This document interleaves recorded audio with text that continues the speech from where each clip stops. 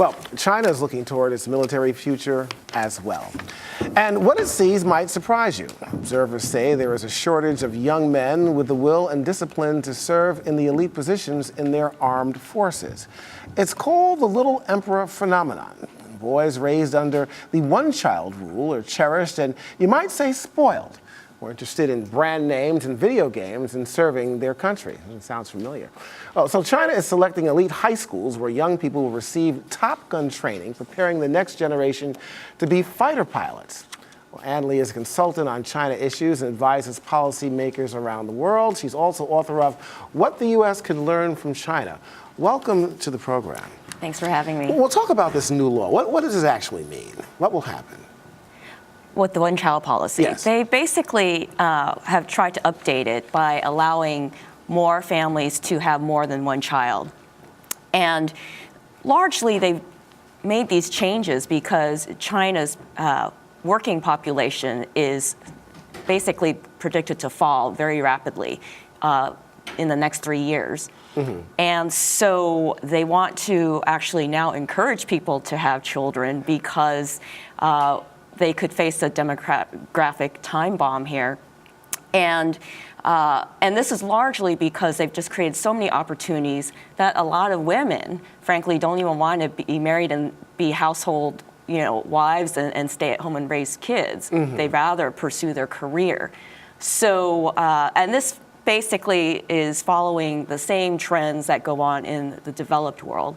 Well, how did it get to this point? I mean, you're talking about the law of unintended consequences. That's we've talked about so many times here, where you have a country, probably the largest in the world outside of India here, and where did we get to this point now where things are the way they are in terms of trying to recruit and attract younger people to the military? To the military, absolutely. Well, I would say that most people would probably not choose the military as their first choice unless their parents had served in it and there was a real patriotic need to do that. Most people would like to pursue other economic dreams, get rich, who knows what. But that's certainly in the case with China to a more extreme, because China's had very strong economic growth, and coupled with the one-child policy, these kids basically have had tremendous pressure put on them to be the supporter of the grandparents as well as the parents, which has turned the whole Confucian culture sort of upside down, because before it used to be that the kids had to sort of worship their elders, right. And now because they're the only one, a lot of the elders start basically catering to the one child. Right. And so so the child may not just get pampered, but there are also huge expectations and pressure on them to do well economically, and the military may not necessarily be that avenue for them. Well, my producer just gave me a good question here, and he does from time to time here. It's just interesting enough. I think it's just a great question. Could this possibly destabilize the communist regime in China? Well, I think what destabilizes regimes mostly is the lack of economic opportunity. Mm-hmm. The fact that China, even though their economy is slowing, there's still plenty of economic opportunity for the people in the labor pool.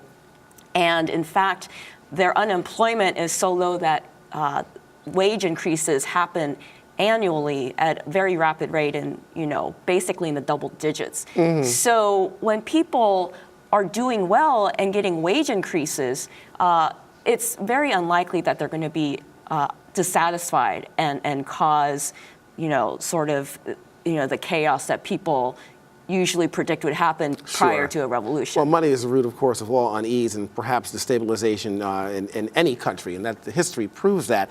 The question here, though, is in terms of the military, which you're on here to talk about right now. Do you think by any factor means that this Top Gun training program might solve the military's problems?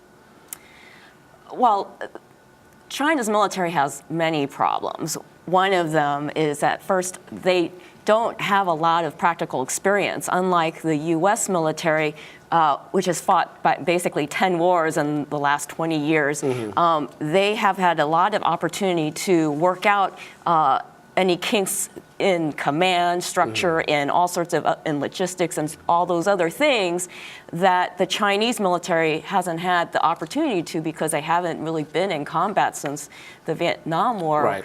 And so if there are problems, they wouldn't necessarily know about it. Even though they may simulate things, that's not the same as actually dealing with people and the command structure. And Xi Jinping has been purging the military because he discovered there was a lot of corruption amongst the military commanders. And so when you take out a lot of these military commanders, then you have these holes in communication. A lot to take a look at here. And so, exactly. And we're trying to eat this hero with one bite at a time, and we've run out of time. Okay. Dr. Hadley, thank you so much for joining us. Great, thank you. All right.